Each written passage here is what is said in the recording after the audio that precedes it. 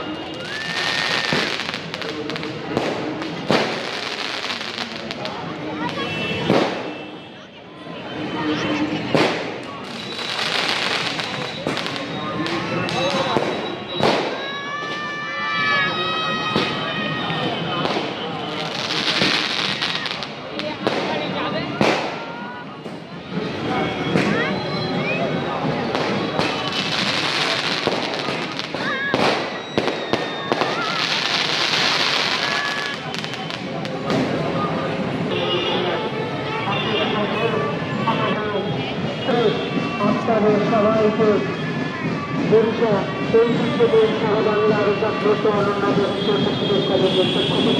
আজকের এই ভালোবাসা